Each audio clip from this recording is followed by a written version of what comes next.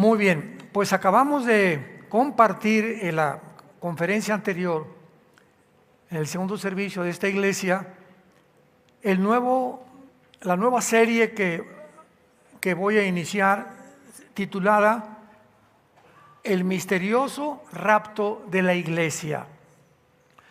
Esta es la segunda conferencia. Y hemos visto en la primera conferencia rápidamente la cantidad de controversias, de barbaridades, así lo puedo definir yo y calificar, que se han mencionado acerca del rapto de la iglesia. Algunos enseñan que va a ser a la mitad de la tribulación, otros que el rapto y la segunda venida es lo mismo, otros hasta se han atrevido a decir que ni siquiera va a haber un rapto de la iglesia. Otros dicen que es una doctrina nueva que comenzó hace 2 siglos. Yo les contesto, si está en la Biblia, pues tiene más de 2000 años. O sea, que se haya comenzado a enseñar hace 200 siglos, o que el Espíritu Santo haya considerado de que era necesario ya abocarnos a esta doctrina por estar en los tiempos finales, es otra cosa. Pero que no salgan que por favor es una doctrina nueva, porque si está en la Biblia no es nueva, está en la Biblia, y lo que está en la Biblia es la verdad. También otros dicen, ¿verdad?, que esta doctrina surgió para confundir y para ayudar a que muchos se escapen de la tribulación, porque como muchos no quieren atravesar la tribulación, pues han usado el rapto para decir que no van a sufrir, etcétera, etcétera, y le han llamado un escapismo. Todas estas contradicciones bíblicas, todas estas opiniones que son en contra de la Biblia. Yo he predicado muchos mensajes acerca del rapto de la iglesia, pero he considerado en los últimos meses, por tantas opiniones que estoy oyendo, tantos correos que nos llegan, telefonemas, etcétera, etcétera, twitters, de las preguntas acerca del rapto, que he considerado unir o unificar las verdades principales del rapto para exponerlas, para que tengamos una sólida fe, una sólida creencia en esta doctrina que es 100% bíblica. En pocas palabras, para muchos de ustedes que no conocen ni han oído, o tal vez ahorita estás escuchando la palabra rapto, te estarás preguntando de qué está hablando el pastor. Muy bien, la Biblia dice que va a haber una generación de seres humanos, que lo más seguro es que vamos a ser nosotros. Yo no sé todo lo de aquí en la iglesia de Toluca, ¿verdad? Os digo nosotros, todos los cristianos de todo el mundo, no se crean tan santitos. Y que este grupo de cristianos de todas las naciones que seguimos a Jesucristo, vamos a desaparecer en un parpadeo de ojos del planeta Tierra. Van a concentrarse los comentarios en la televisión, va a haber choques de tráfico, pilotos que el avión se va a estrellar porque el piloto desapareció, todos los niños menores de edad van a desaparecer de los cuneros, de las casas. Muchos de ustedes se van a levantar en la mañana, ya no está tu esposa, muchos van a decir gracias a Dios que se fue. Otros van a decir al contrario, ¿verdad? Ya no está mi esposo, etcétera, etcétera, o mi esposa. En fin, va a haber una confusión tan grande en el mundo que va a llevar a la pregunta: ¿qué ocasionó que millones de personas desaparecieran? Bueno, la respuesta es muy fácil. A partir de 1946 del siglo pasado, de una forma que no es coincidencial, se inició la famosa aparición de los objetos voladores no identificados, los ovnis. Se puso más de moda cuando en Roswell, hasta una película que hicieron, que un platillo había aterrizado en Estados Unidos y que habían capturado o tenían a la entidad que habitaba el platillo volador, un misterioso marciano o como le hayan puesto. Y todas estas cosas con el tiempo fueron descubiertas que habían sido un fraude. Así como el siglo pasado comenzaron a propagar que el ser humano venía del hombre de Piltdown, de Cromañón, de Nerenthal, el hombre de Pekín, y que se asumió hasta científicamente. En las escuelas comenzaban a enseñar la teoría de la evolución como algo científico. Imaginémonos nada más esto. Más tarde se descubrió que el hueso que supuestamente era de un hombre era de un puerco o era de un jabalí. El Museo Natural de Londres, Inglaterra, emitió un decreto en el que completamente negaba que hubiera nada relacionado con el hombre Piltdown, con los hombres, que no había, en pocas palabras, conclusivamente, no hay ninguna evidencia científica de una mutación de una especie a otra especie. No hay una prueba que un perro se convierta en un gato en un loro, una ballena en un delfín, una jirafa en un rinoceronte, un burro en una yegua o en otro animal. No hay absolutamente ninguna evidencia científica de una mutación de una especie a otra especie. Luego en 1954 se descubre la molécula del ADN y la teoría de la evolución se derrumba completamente, se hace pedazos en el suelo. Cuando se descubre que tenemos un código, las hormigas tienen un código, las cucarachas tienen un código, un chip, vamos a ponerle un chip, las hormigas, los ratones, los conejos, los jabalíes, el león, otro, todo tiene un chip, las aves, los peces, un chip que les dice cómo comportarse, cómo reaccionar de una manera diferente. ¿Cómo creen ustedes que las abejas puedan haber construido un hexágono en sus panales que geométricamente es el espacio más grande que puede existir dentro de la geometría? ¿Quién les dijo a las abejas eso? Ve un nido de hormiguitas. ¿Quién le dice a la hormiguita? Ponte a pensar, ese pedacito de piedrita que lleva o de polvo, ¿quién le dice que tiene que caminar y ponerlo exactamente en el lugar adecuado para que todas construyan un nido o una cueva o como se llame? ¿Quién las organiza? ¿Quién les da las órdenes? ¿Cómo puede haber tal coordinación y tal maravilla en el mundo microscópico de que las células de nuestro cuerpo, los átomos, los neutrones, y todo lo que está alrededor en el mundo inmaterial, ¿quién le da esa velocidad a esas partículas atómicas? ¿Cómo puede haber un sistema en el universo que todo lo sostenga, que la Tierra no pierda su velocidad de 24 horas sobre su eje y alrededor del Sol en 365 días? Vemos en todo absolutamente una creación de una mente inteligente. Imposible que seamos la evolución de los animales. Y finalmente el ser humano es la única criatura. Es la única criatura del universo. Ni los pájaros, ni las bestias del campo, ni tampoco los insectos, todos tienen un chip menos nosotros. A nosotros nos dio Dios la libertad de que tú escojas y determines este camino o este camino. No estamos programados ni autodeterminados en la vida, como lo están los animales, y por eso no pueden ser juzgados los animales cuando un león mata a un conejo o mata a un jabalí. Y cuando un tiburón mata a los demás peces, porque es la ley de la sobrevivencia. Pero nosotros los seres humanos, Dios nos dio, no nos puso un chip, no nos programó, nos dejó para que nosotros tuviéramos la característica más grande que tiene el ser humano, que es el libre albedrío. La facultad de que tú escojas el cielo o el infierno, que escojas vivir como un palestino, ¿verdad? Completamente como un animal, matar gente, robar gente, extorsionar gente, defraudar, divorciarte, hacer lo que te dé la gana, engañar a tu esposa, engañar a tu esposo. Tú puedes tomar la decisión que quieras, pero Dios va a juzgarte, tarde o temprano.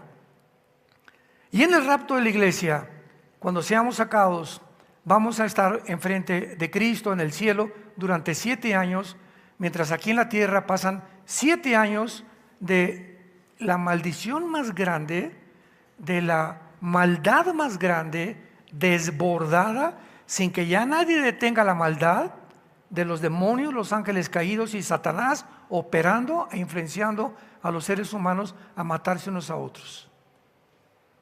Con los 21 juicios de Dios que están en el libro del Apocalipsis.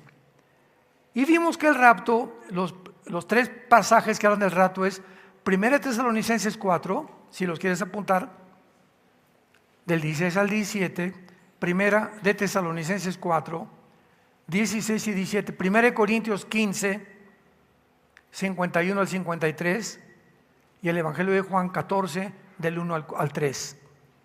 Esto es una breve resumen de lo que vimos hace 1 hora en el estudio anterior. Muy bien, abran sus Biblias. Siempre he dicho que los que traen la Biblia son los que se van a ir en el rapto. Ya a estas alturas como está el mundo, venir a la iglesia sin la Biblia, a un estudio sin Biblia, ya no se puede hablar más acerca al respecto de lo terrible que sucederá. En Apocalipsis capítulo 3 vamos a ver y vamos a comenzar a demostrar por qué la iglesia no va a atravesar la tribulación.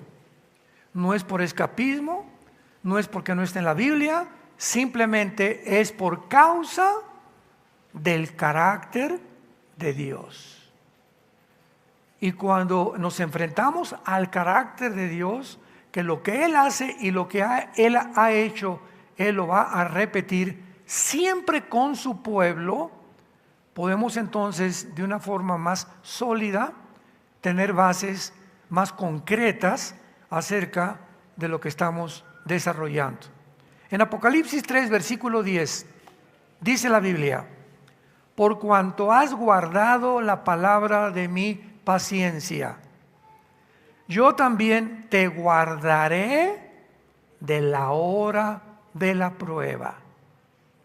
De la hora de prueba que ha de venir sobre el mundo, no sobre la iglesia, sobre el mundo entero, para probar a los que moran sobre la tierra.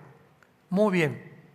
Este versículo, hay personas que se han atrevido a decir, desde luego, los que no creen en el rapto, que cuando dice, te guardaré de la prueba, Dios no va a sacar del mundo a millones de cristianos, sino que simplemente van a pasar la tribulación, pero nos va a proteger de las pestes, de las erupciones volcánicas, de los terremotos, de la persecución del anticristo, etcétera, etcétera. Todas estas cosas contradicen la Biblia, porque en el Apocalipsis encontramos ya nada más en el 5º sello las almas de los mártires muertos por el anticristo. En Apocalipsis 7 encontramos a miles de seres humanos de toda tribu y de toda nación en el cielo, y le pregunta Juan a uno de los ancianos en el cielo y a los ángeles, ¿quiénes son estos? Y le contesta en Apocalipsis 7, han salido de la gran tribulación.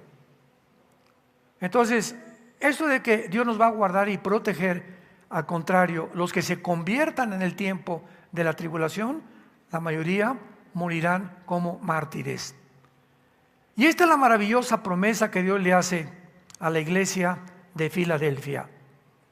Mientras que las 7 iglesias, capítulo 2 y capítulo 3 de Apocalipsis, fueron iglesias históricas del Asia Menor, las palabras de Cristo para cada una de estas iglesias no solamente fueron dirigidas a ellas, sino a todos los cristianos de todas las épocas.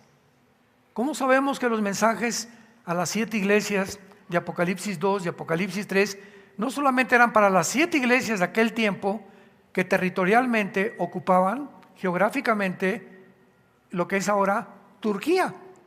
Porque ahí se encontraban en el Asia Menor las 7 iglesias de Apocalipsis 2 y Apocalipsis 3.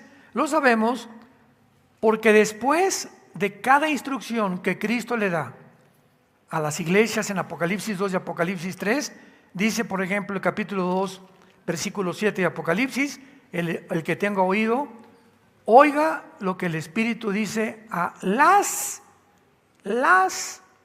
plural iglesias. O sea, está en plural, por lo que sus palabras fueron dirigidas a las iglesias de toda la historia. Ahora vemos también los artículos en el original griego, los verbos, que es importantísimo para poder establecer una doctrina hermenéuticamente, que dice: te guardaré, Apocalipsis 3:10, regresamos, de la hora de la prueba. Los artículos definitivos en el original griego indican que son específicos. ¿Qué quiero decir? La palabra guardar, tereo con T de tío en el griego, significa proteger de un peligro o fuera del peligro en especial.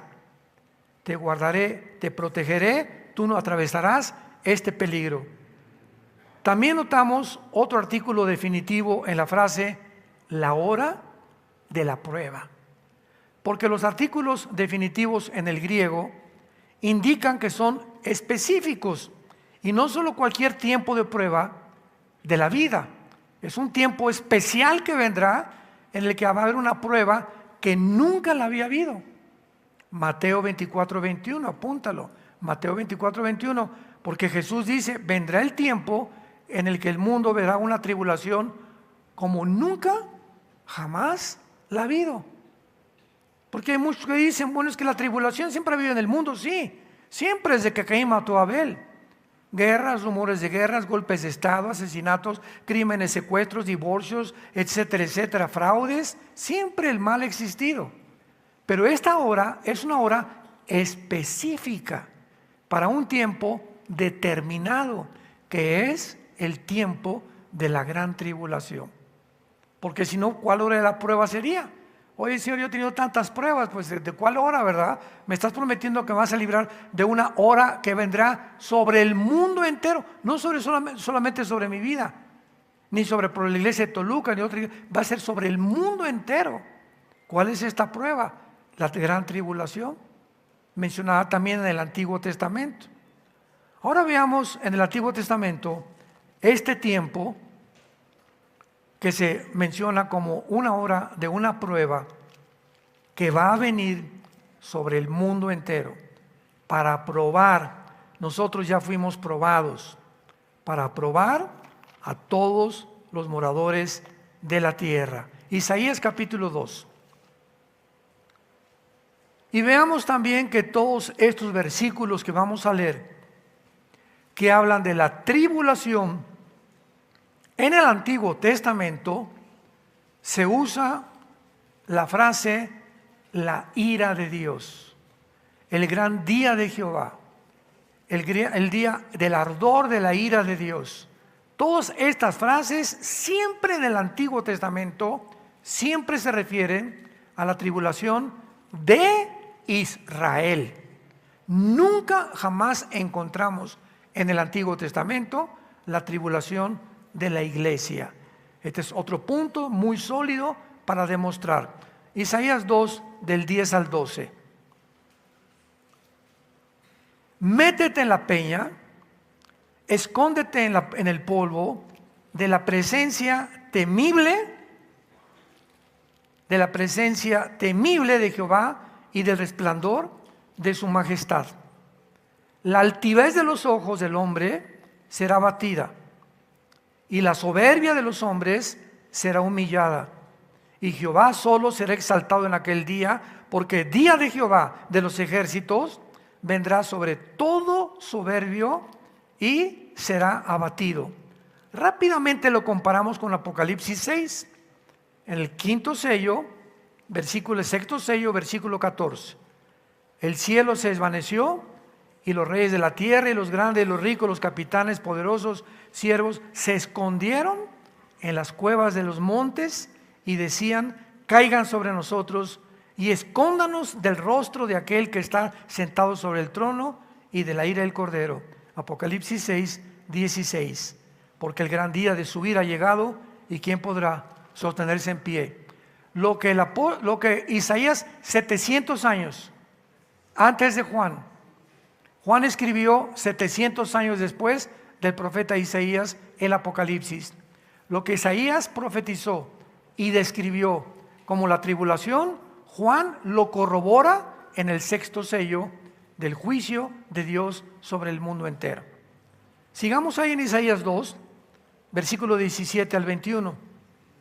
La altivez del hombre será abatida, la soberbia de los hombres será humillada, y solo Jehová será exaltado en aquel día.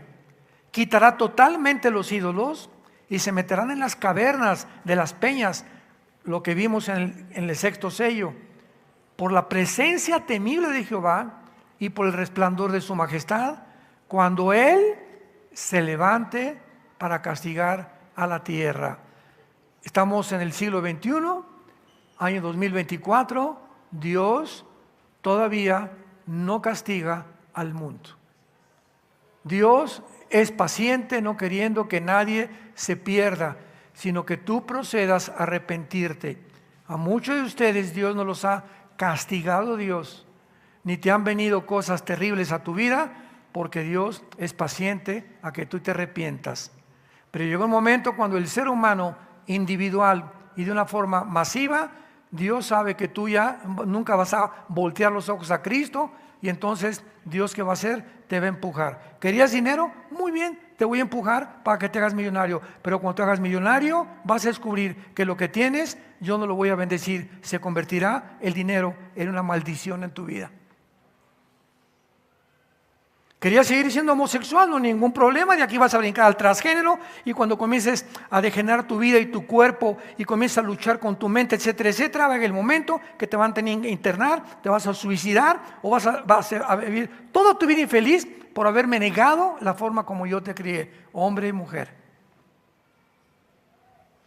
¿No le quieres ser fiel a tu esposa? No hay ningún problema. ¿Quieres seguir siendo un adúltero? ¿Quieres seguir arruinando la vida de tus hijos y la vida, porque sobre tu negocio viene también la maldición? No hay problema, yo te empujo. Te he hablado 4 veces, Pancho, y no has querido hacerme caso. Pues te voy a empujar para que te hundas más rápidamente.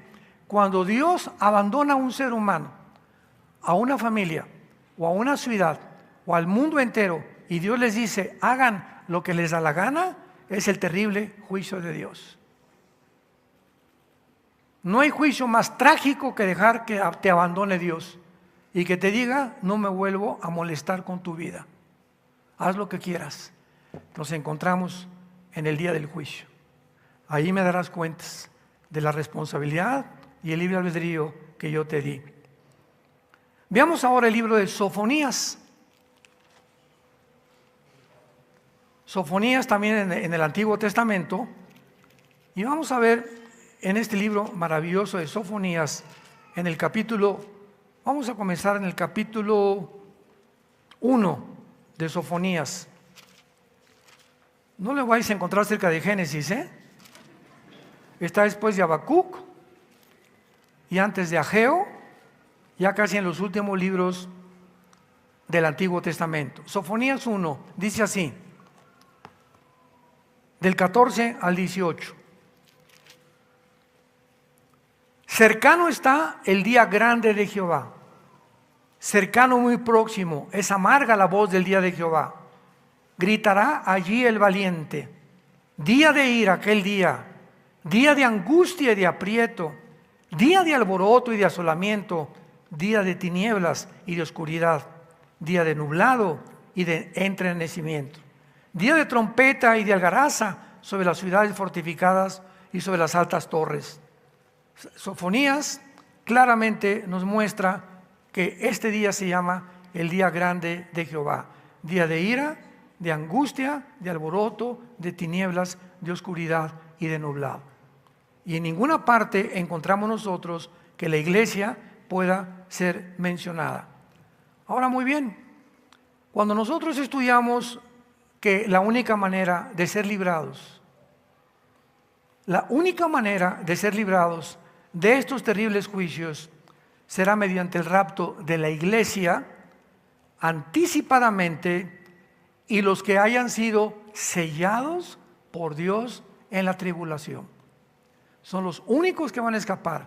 los que antes que comience la tribulación y el anticristo se manifieste, salgamos del mundo, y los que se quedan, los seres humanos que se quedan, solamente 144,000, Apocalipsis 7.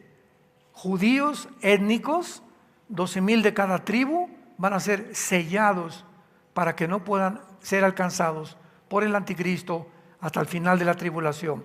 Veamos rápidamente esta verdad en Apocalipsis 7, y dice así, versículo 2: vi otro ángel que subía de donde sale el sol, y tenía el sello del Dios vivo, y clamó a gran voz a los 4 ángeles, a quienes se les había dado el poder de hacer daño a la tierra y al mar, diciendo: no hagan daño a la tierra, ni al mar, ni a los árboles, hasta que hayamos sellado en sus frentes a los siervos de nuestro Dios.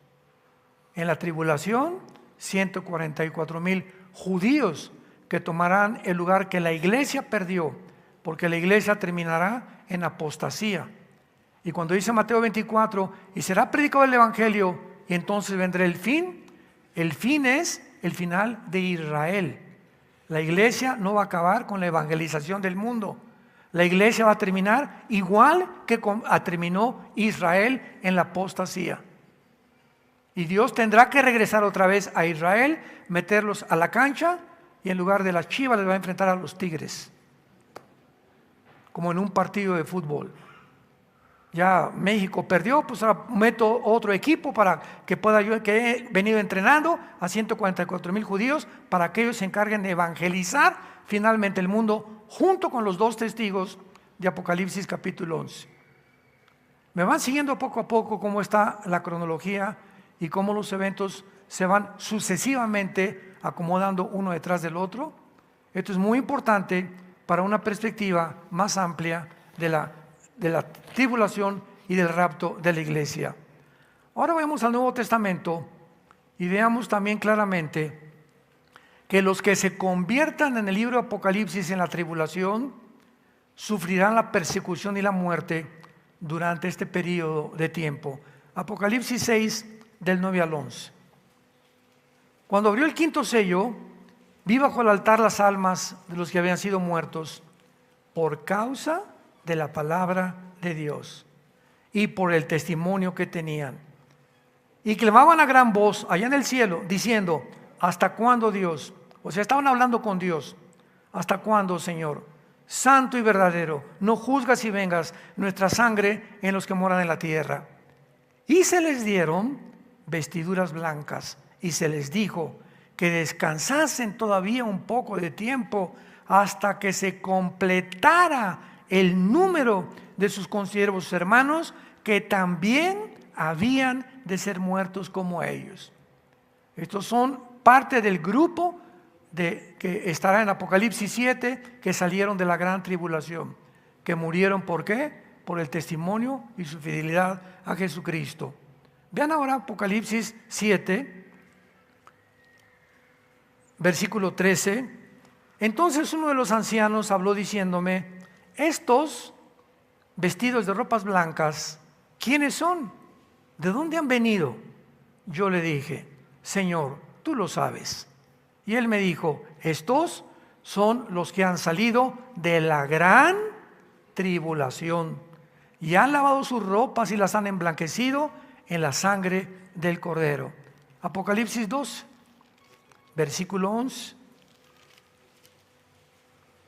Y ellos le han vencido por medio de la sangre del Cordero y de la palabra del testimonio de ellos, y menospreciaron sus vidas hasta la muerte. ¿De quién está hablando? De todos los santos que morirán en la tribulación por negarse a ser marcados con el 666. Apocalipsis 13, versículo 7.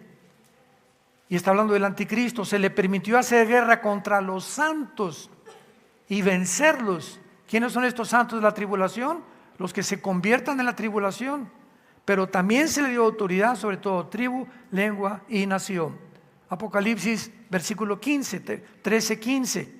y se le permitió infundir aliento a la imagen de la bestia para que la imagen hablase e hiciese matar a todo el que no la adorara. En la tribulación, todos los que se nieguen a adorar al anticristo serán sellados para toda la eternidad con el 666. Ayer en el desayuno mi tema fue la futura marca del anticristo y le expliqué al público que nos acompañó en el desayuno ayer en el World Trade Center de Satélite que cuando una persona reciba la marca de la bestia en la frente, les dije, no fue en la vacuna porque la vacuna fue aquí. Entonces, descartemos que la vacuna, si te vacunaron, ya te salvaste, no estás marcado con el anticristo. Pues la vacuna va a ser, la marca va a ser aquí o en la mano derecha. Esa es la marca del anticristo. Mientras no sea aquí o aquí, no ha sido la marca del anticristo. Si te ponen un chip aquí para localizarte, o aquí en el ombligo, etcétera, etcétera. O si hay un lugar como Obama, quería el expresidente de Estados Unidos, que todas las personas trajeran un chip con la información de su seguro social, de sus resúmenes médicos, su dirección, cuentas de banco, etcétera, etcétera. Tampoco era la marca del anticristo. Tenemos que ser más bíblicos. Y además, para que la marca aparezca, pues tiene que aparecer el anticristo primero. Si no hay anticristo, no hay marca. Y nosotros no vamos a estar aquí. Eso es lo más lógico, ¿verdad? Pero cuando venga el anticristo, el que no vas a poder comprar, subirte al avión, ir a la tienda de abarrotes, ir a Oxxo, ir a esto, a comprar pantalones, no vas a poder hacer nada si no tienes la marca aquí y aquí. Y si no la tienes, te va a costar la decapitación. Apocalipsis 24. Porque el anticristo usará no la silla eléctrica, ni tampoco el fusilamiento para poder matar a la gente. Usará la decapitación. Y la única religión en el mundo que usa la decapitación es el Islam. Y ya en el califato, en la serie pasada que acabo de terminar, lo dijimos claramente, ¿verdad? Que el anticristo surgirá de las filas del Islam. Si quieres todos los detalles, busca en YouTube la serie El Califato de los últimos días. Ahí explicamos claramente todo esto. Muy bien. Entonces, vemos pues de una forma muy clara de qué forma ahora Apocalipsis 14:13, oí una voz que desde el cielo me decía, escribe, bienaventurados de aquí en adelante los muertos que mueren en el Señor. Ahí está todos los santos que durante la tribulación se van a convertir, pero todos morirán como mártires. Sí, dice el Espíritu, descansarán de sus trabajos porque sus obras con ellos siguen. Apocalipsis 17, versículo 6. Vi a la mujer ebria de la sangre de los santos y de la sangre de los mártires de Jesús. Y cuando la vi quedé asombrado con gran asombro.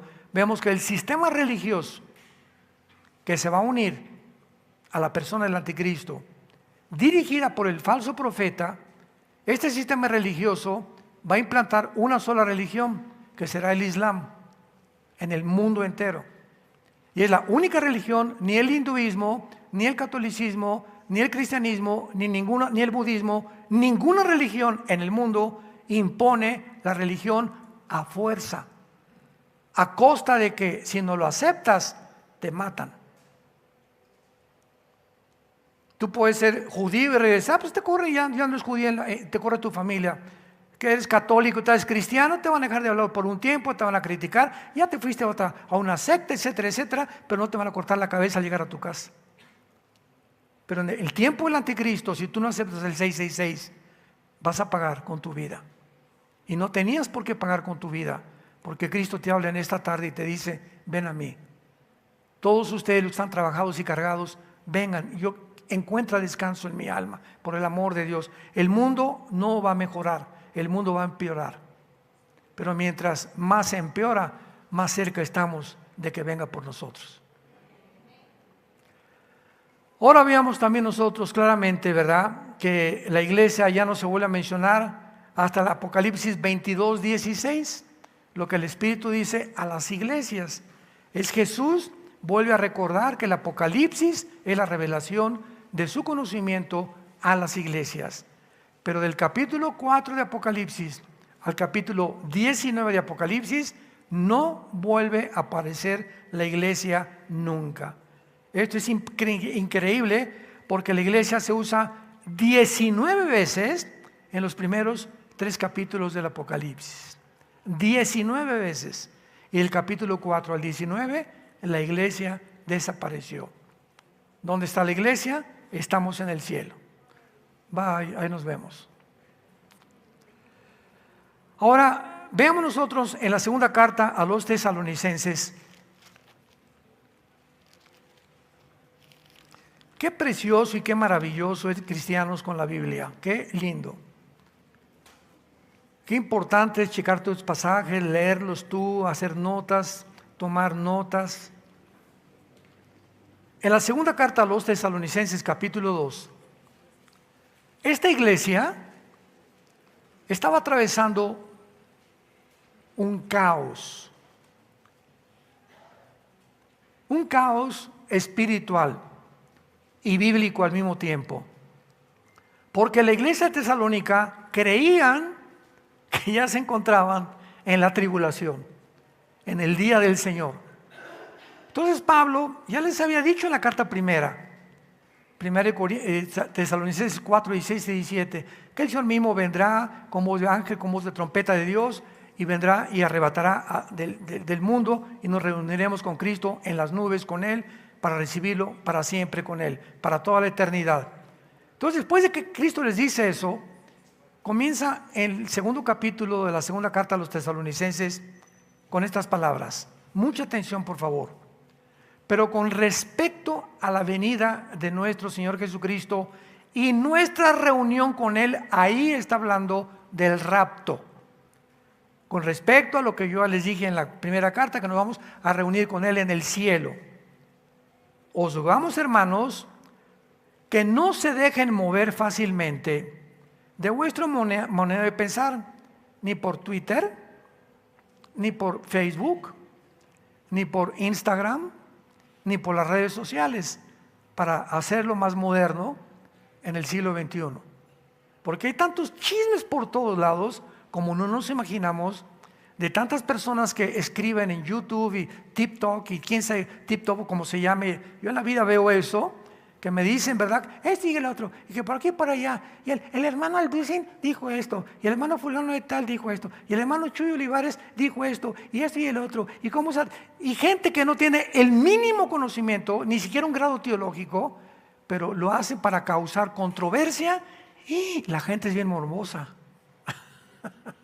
Y atraen seguidores a sus redes. ¿Y ahora qué dirá? ¿Y ahora qué va a pasar? Nos encanta el chisme. Bueno, más bien les encanta.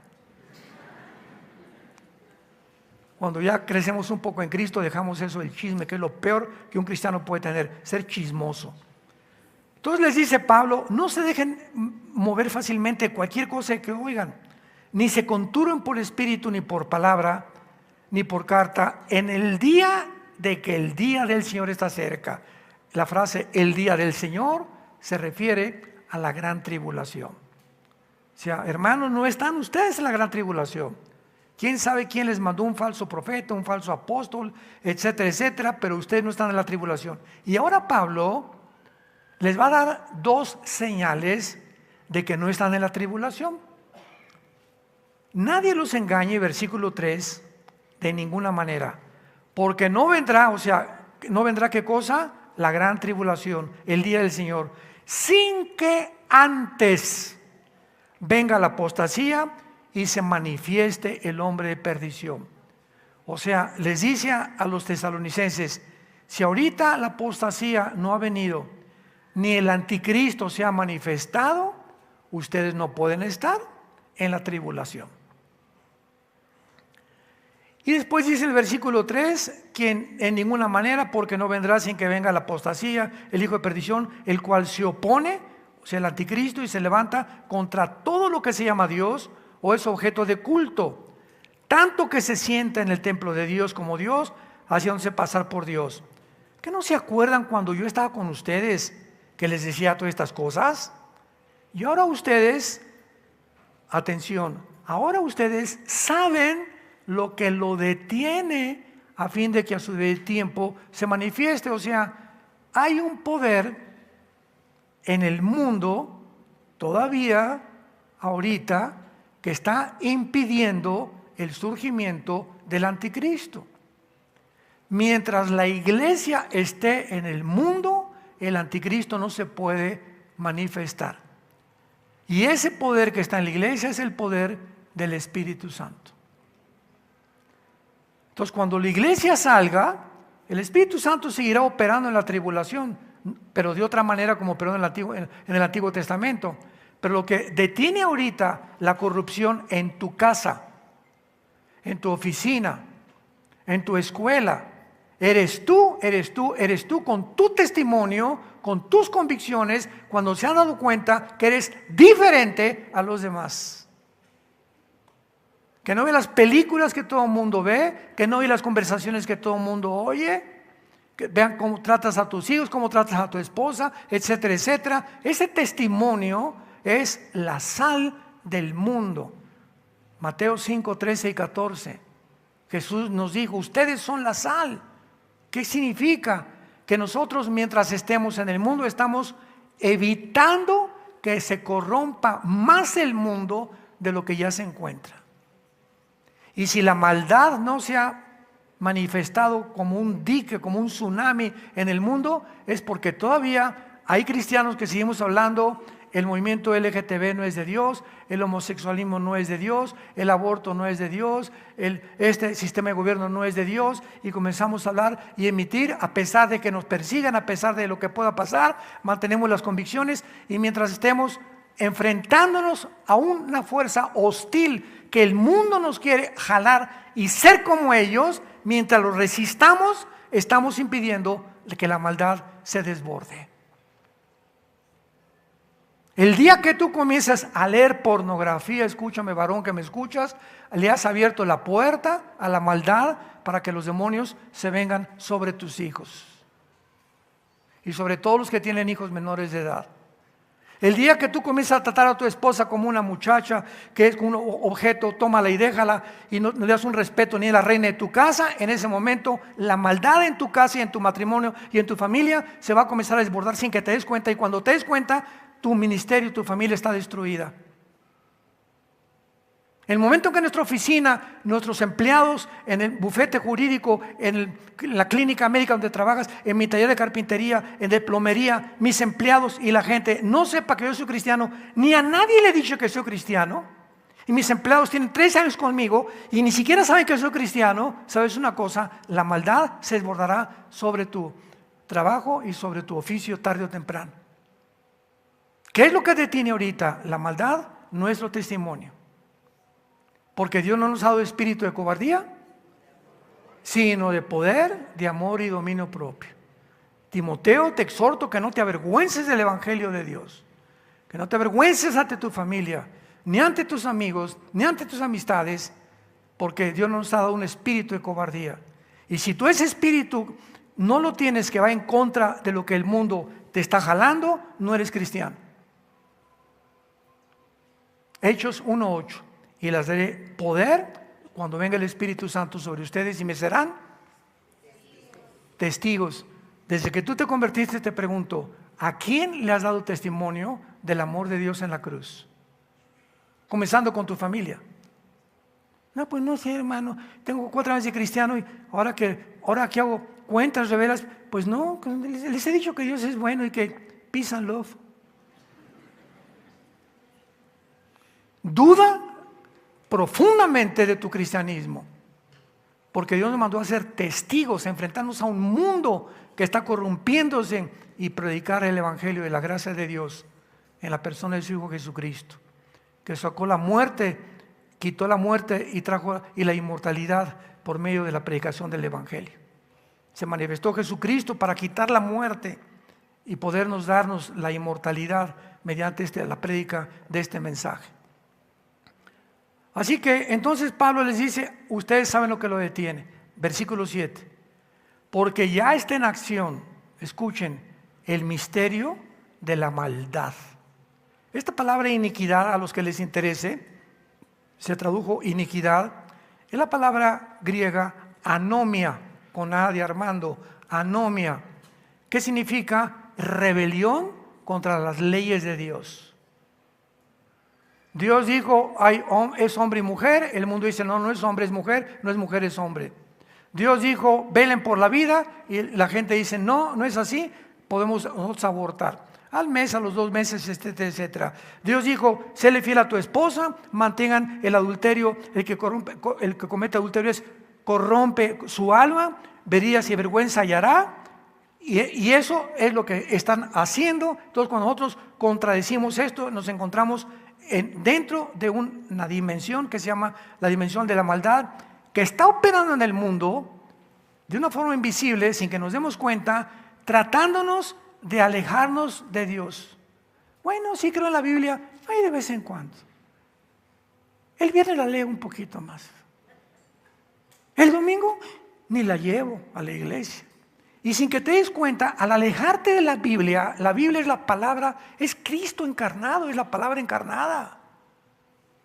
Y cuando comienzas a alejar de la Biblia y de leerla, de memorizarla y de traerla y amarla y tomar y estudiar, etcétera, etcétera, sin que te des cuenta la maldad,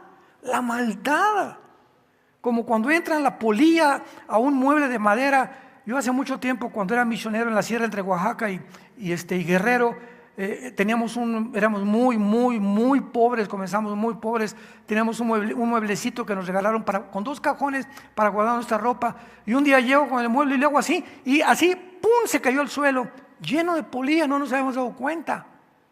Y así es el pecado, sin que te des cuenta, la maldad comienza, chucu, el pecado sin que te des cuenta. Y de repente, cuando te das cuenta, ya no tienes poder para enfrentarte a la tentación, al adulterio, a la fornicación, al robo, al fraude, a la mentira. Sin que te des cuenta, tu vida se está desmoronando, tu carácter está hecho pedazos en el suelo por la maldad,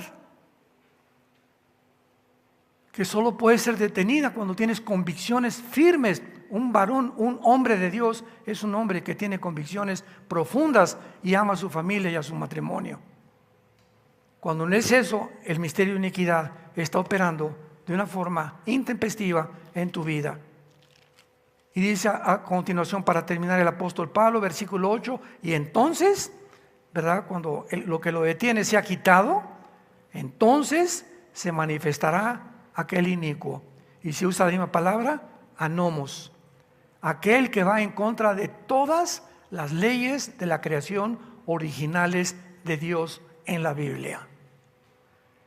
Inicuo a quien el Señor matará con el espíritu de su boca y destruirá con el resplandor de su venida. Inicuo cuyo advenimiento es por obra de Satanás, con gran poder y señales y prodigios mentirosos, y con todo engaño de iniquidad para los que se pierden, por cuanto no recibieron el amor de la verdad para ser salvos. Por eso Dios les envía un poder engañoso para que crean la mentira, a fin de que sean condenados todos los que no creyeron la verdad, sino que se complacieron en la injusticia. Cuando tú rechazas la verdad, la tragedia más grande es que acabarás creyendo en cualquier otra cosa que no sea la verdad. Y la antítesis de la verdad, ¿qué es? La mentira. La antítesis del bien, ¿qué es? El mal. La antítesis de la santidad, ¿qué es? El pecado. Tú no puedes decir yo soy neutral. ¿Eres o no eres? ¿Eres o no eres? No, pues yo no soy ni de Chivas ni América. ¿Te imaginas una camiseta América Chivas? No existe, ¿verdad? Alemania, Dinamarca, Colombia, Brasil, no, ¿verdad? Entras al campo y hasta le hacen así. Mira, América, mira, orgullosos los jugadores del equipo al que pertenecen. ¿Tienes ese orgullo tú de servir a Dios? ¿O eres un hombre de doble ánimo, engañado completamente? ¿Eres en la iglesia, tienes cara de San Camilo aquí en la iglesia el domingo y parece un cocodrilo salido del lago de Texcoco entre semana con tu familia? En tu oficina eres una persona, en la iglesia eres otra, con tu familia eres otra persona. Cuando tú tienes 3 máscaras, me pongo una en la oficina con mis amigos, otra en mi casa y otra en la iglesia. se llama esquizofrenia. Y esa esquizofrenia es el producto de tu maldad, de tu falta de convicciones. Y cuando hay la palabra esquizofrenia significa mente dividida. Dice Santiago capítulo 1, el hombre de doble ánimo es inconstante en todos sus caminos. Nunca vas a encontrar el camino a la verdad. Estás acá mañana y acá otro, y acá con tus amigos, y aquí, y allí pasan los años, llegas a los 40, 50, 60 años y no has cambiado.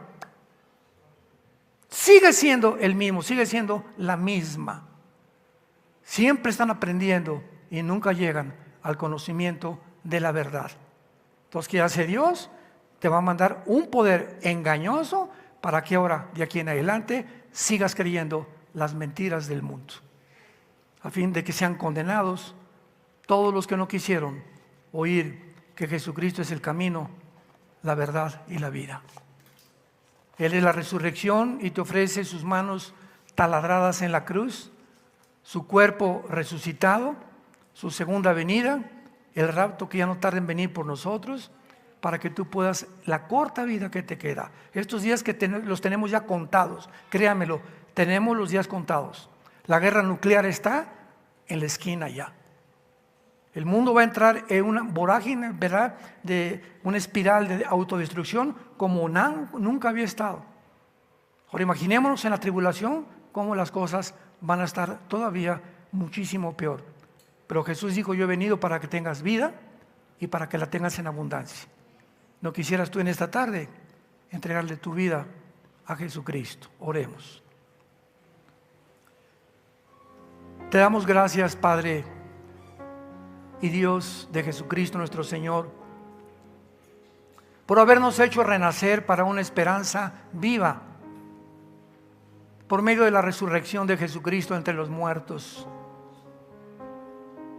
para una herencia incorruptible reservada para nosotros en los cielos, que somos guardados por el poder de Dios, mientras nos mantengamos creyendo y actuando como tú quieres que vivamos, porque somos protegidos por tu poder mediante la fe. Gracias por tan grande salvación, Señor, porque pronto, muy pronto, Señor, tal vez más pronto de lo que nos podemos imaginar, estaremos contigo. Tú secarás nuestras lágrimas, ya no habrá tristeza ni dolor, ni muerte, porque las primeras cosas pasaron. Crearás cielos nuevos y nueva tierra. Darás recompensas a todos los cristianos que fueron fieles hasta la muerte y que vivieron para ti, que amaron tu obra, que promovieron tu obra y que te sirvieron en espíritu y en verdad. Si tú en esta mañana, o ustedes que nos ven por la televisión, no tienes a Jesucristo en tu vida, dile estas palabras. Tal vez sea la primera vez que lo hagas, pero cuando oigas su voz, no te endurezcas. Hoy es el día de tu salvación. Este es el día que Dios escogió para hablarte y traerte al conocimiento de la verdad. Dile, Señor, te pido perdón por mis pecados. Creo que me encuentro en un camino equivocado, lejos de ti. Perdóname porque soy un pecador. Pero creo que en esa cruz tu Hijo pagó con su sangre por todos mis pecados pasados y que fue crucificado, enterrado y resucitado a los 3 días. Y porque creo que vives, Señor Jesús, te pido en este instante que entres a mi vida como mi Señor y mi Salvador. Ahora te doy las gracias por tan grande salvación, porque ahora en el día de mi muerte moriré en paz, sabiendo que tú me recogerás, y si vienes antes por mí, qué maravillosa experiencia tendré de no atravesar la muerte y formar parte del grupo de cristianos en el mundo que nos vas a levantar vivos y transformar nuestros cuerpos en milésimas de segundo para acompañarte contigo y con tus ángeles al cielo. en el nombre de Jesús. Amén.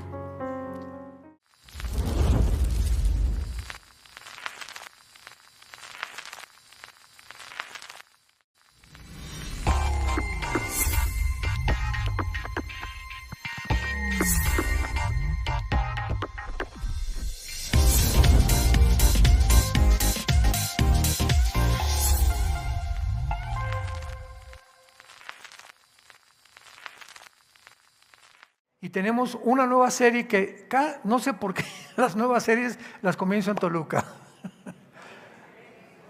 Pero esta nueva serie se llama El misterioso rapto de la iglesia. El misterioso rapto de la iglesia.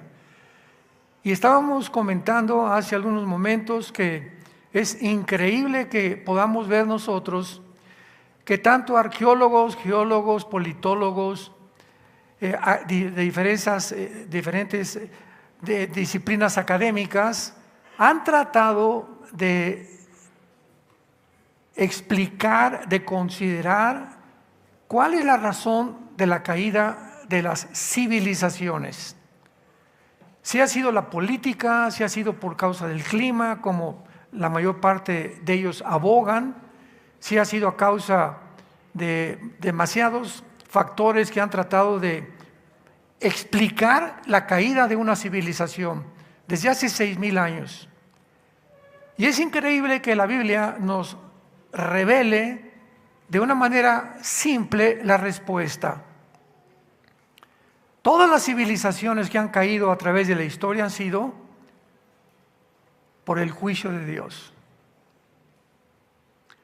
Cuando una civilización, cuando una cultura, cuando una sociedad comienza a desviarse de una forma tan agresiva, tan repentina, y donde comenzamos a hacer los valores morales, éticos, los principios fundamentales de la Biblia a un lado, es el síntoma más grande de un próximo juicio de Dios. Y el ejemplo más grande que Dios nos deja en la Biblia es la nación de Israel. Cuando la nación de Israel comenzó a convertirse a los ídolos, cuando comenzó a decirle a Dios y sacarlo de la ecuación, y vamos a comenzar a tener relación con otras naciones que para eso Dios eran ídolos, fue cuando comenzaron a abandonar sin darse cuenta a Dios, y vino el juicio de Dios inmediatamente sobre toda la nación de Israel. Y Estados Unidos de Norteamérica, después de Israel, ha sido la nación que más beneficios y bendiciones ha recibido de Dios.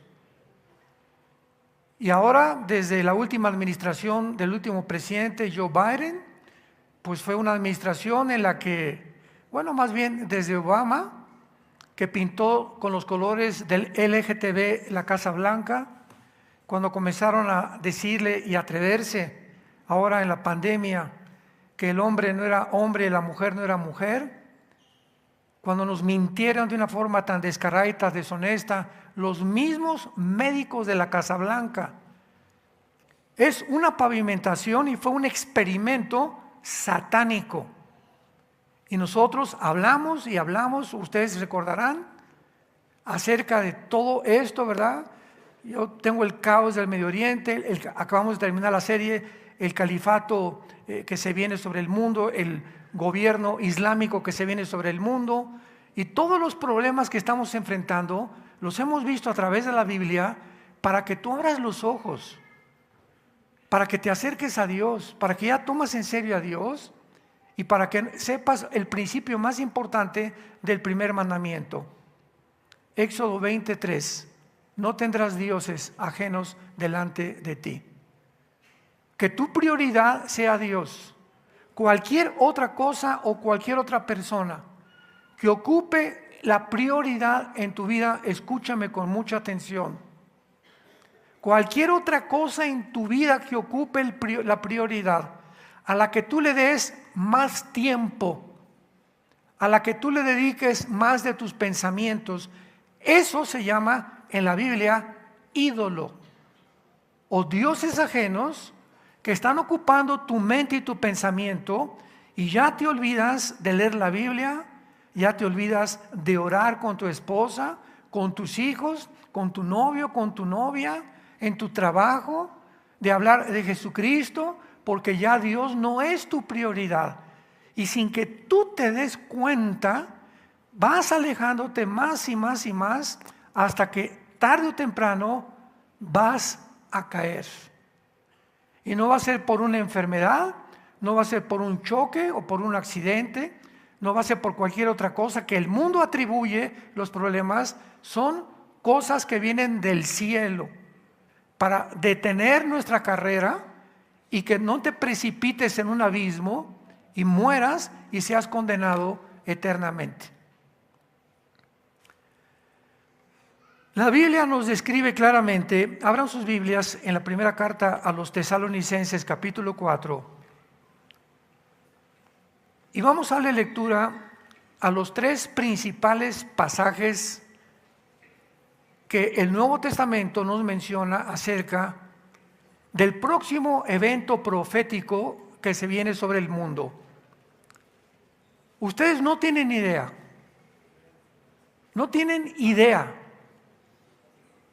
a dónde se dirige el mundo. Si todo lo que estamos viendo actualmente, al borde de una tercera guerra nuclear, que es la contaminación climatológica, ya la ciencia no es ciencia, es ciencia ficción. Cuando la ciencia dice que un hombre no es hombre y una mujer no es mujer, y lo atribuyen a que tú puedes escoger el género, es cuando ya es ciencia ficción. Cuando hacen a un lado que los cromosomas de un hombre son XY, y si tienes en tus cromosomas XY, y aquí te dice, no es que estoy en un cuerpo equivocado, tu problema no es físico, es mental. Porque tu biología y tu genética no mienten. Tengo el cromosoma YX, eso me define biológica, metabólica y genéticamente como macho camacho. Y si tienes los cromosomas XX, eres mujer. Hace 2 semanas estoy viendo entrevistas en el internet, entrevistas en la televisión, de programas que están llamándole a artistas de cine, actores, a deportistas, a políticos, para que digan que es una mujer. ¿Cómo que es una mujer? Un negrito sacó una respuesta, dice, es mi mamá. Esa es una mujer, las que son mamás. O las que tienen el aparato reproductor para poder tener a un niño dentro de ella. Esa es una mujer, hablando de esa forma genética. Pero ya hay una forma más clara, es la que tiene los cromosomas XX.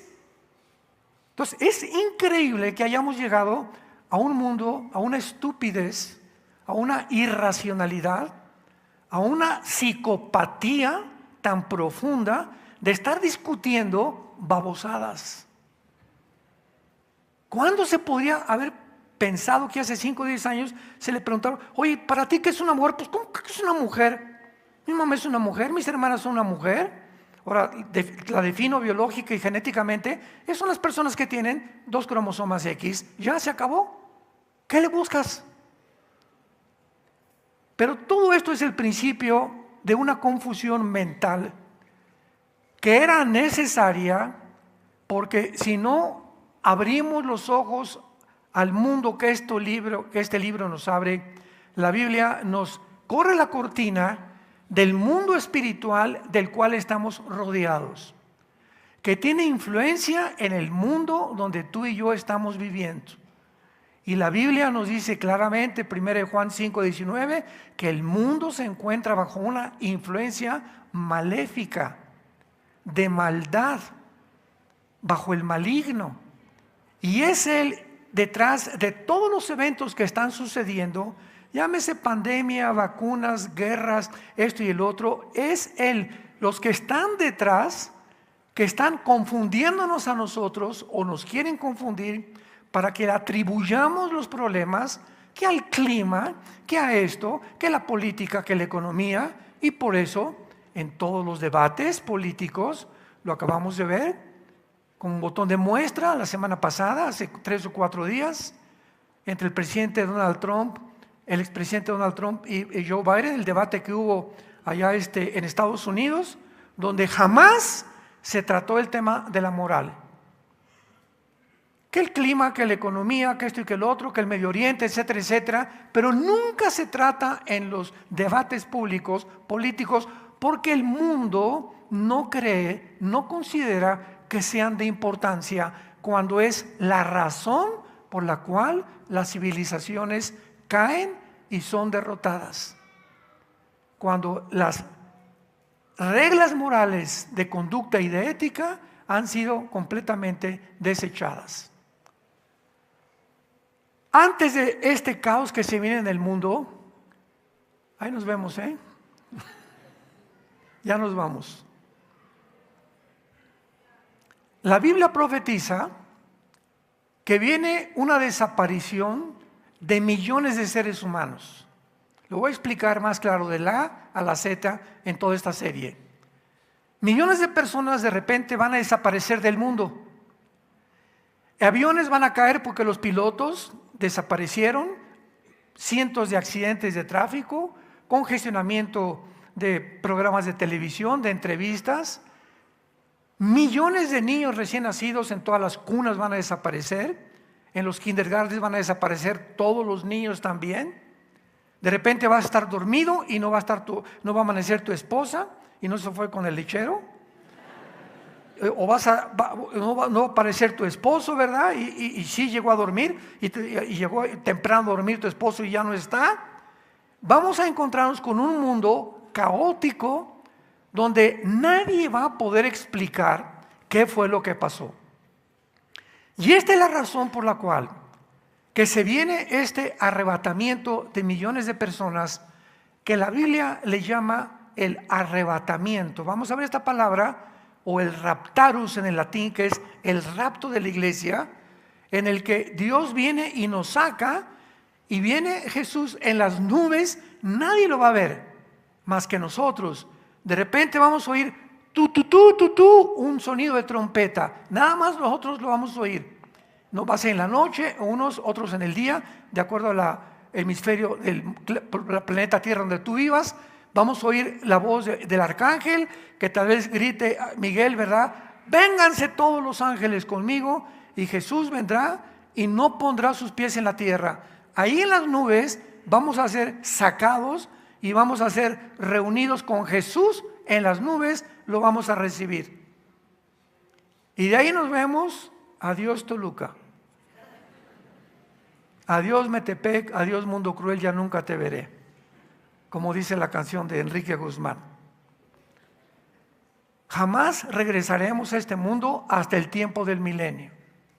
Y cuando subamos con Jesús al cielo, van a pasar 7 años de tribulación en el mundo como jamás se había experimentado en toda la tierra.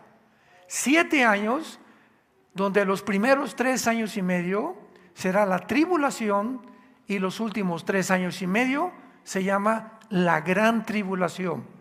¿Por qué? Porque estos últimos 3 años y medio serán las trompetas y las copas del Apocalipsis, donde el anticristo se quitará la máscara, se manifestará y comenzará a matar, a sacrificar.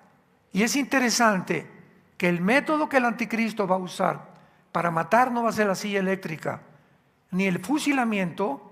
El anticristo va a usar, de acuerdo a Apocalipsis 20, versículo 4, la decapitación. Y es el Islam la única religión en el mundo que usa la decapitación como pena de muerte. No me quiero más adelantar, pero vamos a leer estos 3 pasajes porque estamos en un mundo que no cabe duda que esta doctrina del rapto ha causado bastante controversia en el cristianismo. Algunos enseñan que sucederá a la mitad de la tribulación. Otros que no, que el arrebatamiento y la segunda venida es el mismo evento y vendrá hasta la segunda venida de Cristo. Otros creen que solamente los creyentes que estén vigilando van a ser arrebatados. Otros también dicen que la palabra rapto no existe en la Biblia esta doctrina no debe ser creída. ¿Cuántas barbaridades? Otros dicen que esta doctrina no surgió hasta los últimos 200 años y que se puso de moda por un hombre llamado Scofield, que sacó la vida de Scofield y entonces la puso de moda. Todas estas barbaridades así están circulando. Pero ¿por qué estas barbaridades circulan? Simplemente porque mi pueblo pereció, porque no tuvo conocimiento, por desinformación, porque son gente indocta, gente que son principiantes, que se avientan al ruedo como los toreros. No sé cuántos de ustedes en las corridas de toros, yo gracias a Dios que desde que me convertí no voy a ninguna corrida de toros, ¿verdad? Es horrible ver cómo torturan a un animal, pero me acuerdo en las corridas de toros, tuve un tío, hermano y papá, que era torero, y me acuerdo que la Plaza Caletilla de Acapulco, de Plaza de Toros la construyó mi papá, allá a finales de los 50. Y de repente estaba la corrida de toros y ves a muchachos que se avientan corriendo con un capote y les llaman, ¿verdad?, personas aventureras, porque no son toreros, pero quieren lucirse ante la gente y demostrarles que pueden torear. Entonces, así pasa, ¿verdad?, con mucha gente que cree en la Biblia, pero que no tienen la suficiente preparación, se lanzan al ruedo. En las redes sociales están llenas de gente, critican, ay, este hermano dijo esto, y este hermano dijo esto, y el hermano Alducini, así me dicen, Alducini, se puso en contra el hermano Chío Olivares, o el John MacArthur, y comienzan a armar sus controversias para atraer seguidores, y dicen tantas barbaridades, que como mucha gente les contestan, ¿por qué en lugar de predicar la palabra te dedicas a estar buscando problemas en las iglesias? Qué tristeza, ¿verdad? Pero es el mundo que estamos viviendo y no debemos de sorprendernos. Entonces, todas estas controversias y todos estos rumores y comentarios absolutamente antibíblicos, tenemos que venir a la palabra de Dios. Primera Tesalonicenses 4, 16 al 18. Porque el Señor mismo, con voz de mando, con voz de arcángel y con trompeta de Dios, descenderá del cielo, y los muertos en Cristo resucitarán primero. O sea, cuando venga Jesús, vamos por orden, me voy a ir con muy despacio y de la A a la Z.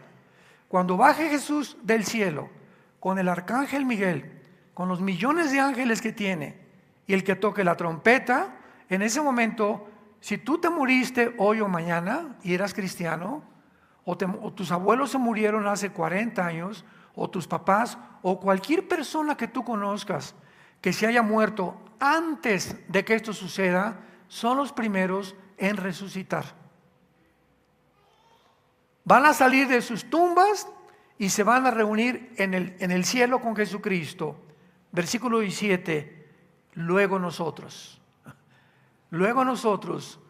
o sea, los que estemos vivos cuando esto suceda, vamos a ser tal vez la generación que nunca experimentará qué es morir, o que no vamos a atravesar el túnel que el ser humano ha sido llamado a atravesar, porque la paga del pecado es la muerte, y como somos pecadores tenemos que morir. Entonces vamos a ser la última generación que no vamos a atravesar el túnel oscuro de la muerte. Vamos a ser sacados así como estamos, vivos. De repente tu ropa se cae en el suelo, en el camión, en la ambulancia, en el avión, etcétera, etcétera, y sin que nos demos cuenta estamos en medio del cielo, en las nubes, con el Señor Jesucristo. ¿Se imaginan qué experiencia va a ser esta? Ni siquiera Julio Verne, ningún historiador o dramaturgo o ningún productor de cine podía haberse imaginado, ni en ciencia ficción, este acontecimiento tan maravilloso que la Biblia nos describe. Luego nosotros, los que vivimos, los que hayamos quedado, seremos, ¿qué cosa? Arrebatados. Pon ahí en tu Biblia la palabra arriba de arrebatados, arpazo, así como suena, como un arpazo de tigre. Es la palabra griega que se usó para arrebatados y que en el latín es raptarus, que es rapto. Pónganlo rápidamente a los que vienen preparados para estos estudios en una hojita. Significa ser sacado de en medio con fuerza o súbitamente. Es como cuando un tigre hace esto, con un arpazo, agarra un ratón o agarra un conejo, de repente así, ¡pum!, y se lo lleva a la boca. De ahí viene la palabra, o se deriva del griego arpazo, o rapto. Cuando alguien va a raptar a alguien, llega, ¿verdad?, y te agarran y te quitan y te llevan a otro lado. Esto es lo que denota el significado de la palabra arpazo.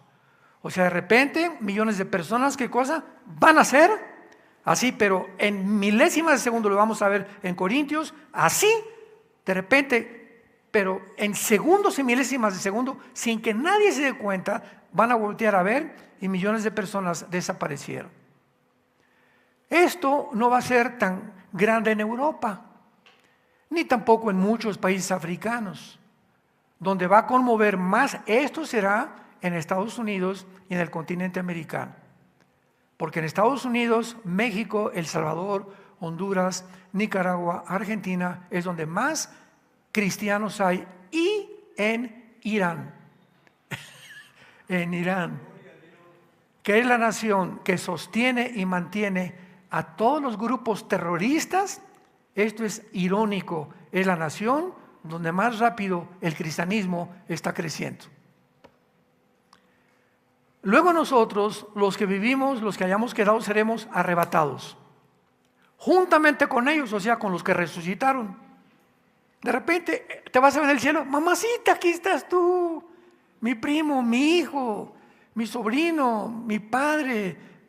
Así nos vamos a encontrar en el cielo. Ellos ya resucitados, con un cuerpo glorificado, y nosotros vamos a verlo más adelante, en el transcurso en el que encontramos a Jesús. En ese transcurso nuestros cuerpos serán transformados.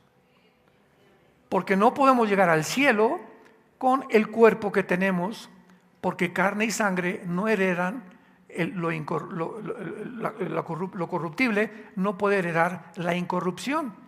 Entonces, si vamos a entrar a otra dimensión completamente diferente, que opera bajo otras leyes cósmicas, otras leyes físicas, necesitamos otro cuerpo.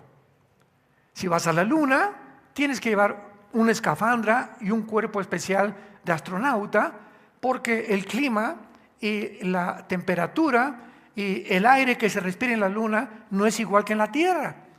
Entonces, ¿cómo es posible que se hayan atrevido a decir que va a haber luna de miel en la luna? Imagínate irte a la luna de miel, así estamos de locos. Están, dijo el otro. Ni siquiera puedes besar a tu esposa porque por las escafandras, ¿no? Váyanse a Cancún, qué luna ni qué luna, hombre. Acapulco, Puerto Vallarta, Puerto Escondido. Pero así está el mundo. Entonces, tenemos que tener un cuerpo completamente ya adaptado a la dimensión a la que vamos a vivir. Y cuando nosotros lleguemos a esa dimensión, bueno, no me quiero adelantar, ahorita vamos para allá. Tengo tanto que compartir. Seremos juntamente arrebatados para recibir al Señor en el aire. El arrebatamiento de la iglesia es en el aire. Jesús no baja al mundo, no pone sus pies en el monte de los olivos como lo va a hacer en la segunda venida, por el amor de Dios. Esto nos habla que son dos eventos completamente diferentes. En el arrebatamiento es en el aire y nos lo recibimos en el aire. En la segunda venida viene con nosotros, Zacarías capítulo 14, a poner sus pies en el monte de los olivos. Se va a abrir un valle en una forma de cruz, Zacarías 14, y vendremos con él a establecer su reino mesiánico o su reino milenial. Por eso es tan importante diferenciar estos eventos y no confundirlos. Y así estaremos siempre con el Señor. Por tanto, dice el apóstol Pablo, aliéntense porque viene el anticristo. ¿Eso dice? O sea, nosotros no estamos esperando al anticristo. Me han preguntado cristianos, ¿cómo será el anticristo, hermano? Y ya estará entre nosotros, ¿sabes qué? Me vale, dijeron en mi tierra. No me interesa saber si el anticristo está vivo, de anticristo. ¿Por qué? Porque me estoy alentando y estoy esperando ver a mi Jesús. Estamos esperando a Jesús. Tito 2:13, aguardando la manifestación gloriosa y la bienaventurada esperanza de ver a Jesucristo. Aliéntense, o sea, esto nos debe alentar.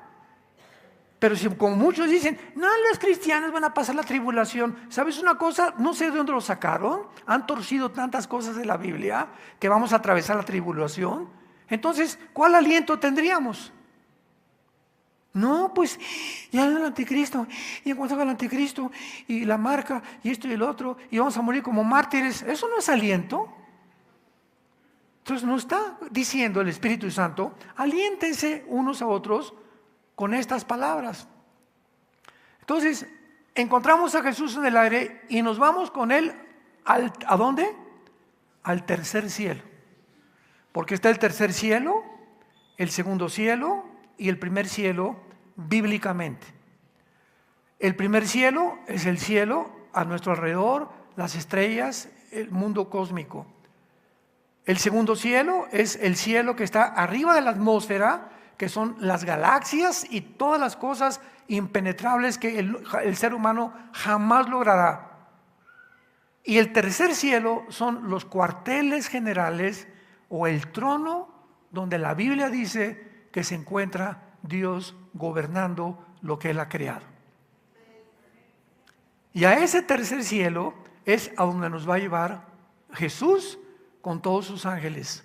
Cuando lleguemos al tercer cielo, inmediatamente va a iniciarse, mientras aquí abajo se desborda la maldad como nunca se había desbordado, y donde la gente va a entrar el domingo a la iglesia y era verdad, ya no están los pastores, la más de la mitad de la gente desapareció, era verdad, se van a jalar los pelos, van a llorar muchos de ustedes, quiera Dios que no sean muchos, que oyeron y nunca se consagraron y nunca siguieron a Jesús. Mientras todo esto pasa aquí en la tierra, allá arriba, vamos a estar delante de Dios en un estrado que se llama el Bema. Romanos 14:10, 1 Corintios capítulo 3, del 3 en adelante. Ahorita lo vamos a ver. El Bema significa un montículo que se usaba en las Olimpiadas de los griegos, donde los jueces se sentaban y al que ganó la carrera de los 100 metros o el que ganó el lanzamiento de la jabalina, etcétera, etcétera, les daban una corona de olivo, se llama estéfanos en el griego, la corona de los victoriosos. La otra corona es la que se ponen los reyes. Por eso hay dos coronas en la Biblia, la de los reyes que implica gobierno, autoridad, y la otra de olivo que es a los que vencieren, que se muestra continuamente y se repite en Apocalipsis 2 y 3, los que vencieren a las 7 iglesias. Entonces va a estar Jesucristo con el Padre y vamos a pasar todos los cristianos. Pancho Pantera, pásale para acá, papacito. A ver, Carmelita, pásenle para acá. Y vamos a ser evaluados, en esos 7 años que estemos en el cielo, vamos a ser evaluados de todas las cosas que hicimos desde que nos convertimos. Porque el que está en Cristo, nueva criatura es. Las cosas viejas, todo lo que hiciste antes de Cristo, mataste a 23 personas, tuviste 3 abortos, te divorciaste 10 veces, nada de eso contará. El que está en Cristo lo ve Dios que comienza su vida nueva. Y si tus pecados fueren como el carbón, como la blanca lana, vendrán a ser. Es el mensaje del Evangelio de la gracia de Dios. Por eso es un mensaje a los pecadores.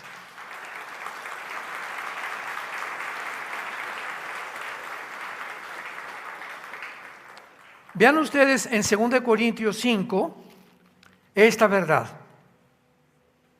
2 Corintios 5:10. Porque es necesario que todos nosotros comparezcamos ¿dónde? Ante el bema. Ponle con B de burro, el tribunal es la palabra griega bema, que era el estrado donde los jueces griegos daban las coronas a los vencedores. Comparezcamos ante el tribunal de Cristo para que cada uno reciba según lo que haya hecho mientras estaba en el cuerpo, sea bueno o sea malo. Entonces, ahí en estos 7 años donde vamos a hacer, es el juicio no por la salvación, porque la salvación no se puede perder. No vamos a ser juzgados más que por lo que hicimos o dejamos de hacer. Cuando te paraste, escúchame esto, será tan sencillo como esto. Vienes manejando ahorita en la mañana, y venía yo con Caleb, mi hijo, y se acerca un hombre a limpiarnos el carro, la mamá vendiendo chicles y las chiquitas todas sucias vendiendo unos cacahuates o no sé qué cosas. Y vas a ser juzgado. Tú llegas al alto y no te interesa, ni te ha interesado jamás, porque vienes pensando y estás tan centrado en ti mismo y en tus problemas, que la gente alrededor, es más, les dices, quítate, no me molestes, no me eches agua en el carro, porque no te interesa nadie más que tu persona. Vas a ser juzgado, porque en ese momento le pudiste haber dado 10 pesos. O a lo mejor le pudiste haber dado 50 pesos a esa familia, porque traía suficiente, pero no lo hiciste, porque vives demasiado centrado en tu vida. El egocentrismo es el enemigo número 1 de Cristo. Yo no he venido para que me sirvan, he venido para hincarme delante de ustedes, humillarme delante de ustedes y no solamente darte felicidad, te voy a dar mi vida en una cruz porque te amo. Vamos a ser juzgados por un vaso de agua que le hayamos dado a una persona para ayudarla. Vamos a ser juzgados por lo cuánto diste a la obra de Dios. Te bendijo Dios, tenías esto, tenías otro, y de una forma legalista llegaba el día de la ofrenda, el 10%, cuando el diezmo ya no existe en el Nuevo Testamento. En el Nuevo Testamento, según de Corintios 9, cada quien dé como propuso en su corazón. Y a Dios no nos marca un límite para dar. El diezmo era indefectiblemente legalista, obligatorio bajo la ley. Ahora estamos bajo la ley de Cristo. Ahora Dios te dice, te dejo que tú escojas, hijo mío, que tú escojas, hija mía. Depende la generosidad que tú tengas, es el concepto que tendrás de mi persona. Y uno de los problemas más graves de los cristianos es la avaricia. Con trabajos dan el diezmo, con trabajos. ¿Por qué? Porque vuelvo a repetir, cuando les dices la cartera, aquí está mi ego. Aquí si me tocas mi corazón. Y donde esté tu corazón, está tu vida también. No hay signo más grande de madurez espiritual que la generosidad. Te invitan a comer y te esperas a que alguien pague la cuenta. Adelántate a pagar tú la cuenta, ¿por qué no? Me acuerdo el misionero que me dio a Cristo, a mí, a mi hermano Alejandro y a mí, nos invitaba, íbamos a discipularnos a las 7 de la mañana, todos los días en un VIPS, vivíamos en Ciudad Satélite de México. Íbamos, él era nuestro misionero, nuestro pastor, nuestro consejero, nuestro maestro. Y llegábamos, pues éramos como 4 o 5 jóvenes, y siempre yo pago la cuenta y nos quitaban la cuenta y la pagaba él. Y nos enseñó, y después de un año le preguntamos, pero ¿por qué, Emilio, tú pagas la cuenta? Porque ustedes tienen que aprender que más bienaventurado es el que da que el que recibe. ¿Qué nos quiso decir? Porque cada vez que yo pagaba la cuenta, Dios me estaba apartando un regalo para mi vida. Pero cuando tú nada más estás explicando, dame, entonces no eres bienaventurado, no eres dichoso, porque es a los que dan, a los que Dios bendice. ¿Y cuántos cristianos no salen, como dice en mi tierra, de perico palo? Nunca prosperan, nunca les va bien, porque simplemente como le pasó al ranchero, una vez allá en Coahuila, donde yo vivía antes, en un rancho. Salió un ranchero en la mañana. Oye, vieja. Llega la señora. Sí, mi amor. ¿Por qué no hay sandías? ¿Cómo que por qué no hay sandías? Pues, ¿qué sembraste sandías? No. Entonces, ¿cómo esperas que haya sandías si no has sembrado? Y así estamos muchas personas. No tengo para la escuela de mis hijos.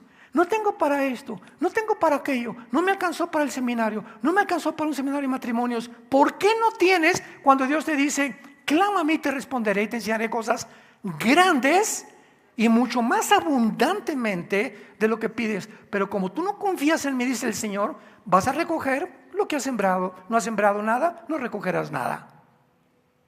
Y hay una ley en la siembra que dice lo siguiente: nunca lo que siembras es igual a lo que recoges.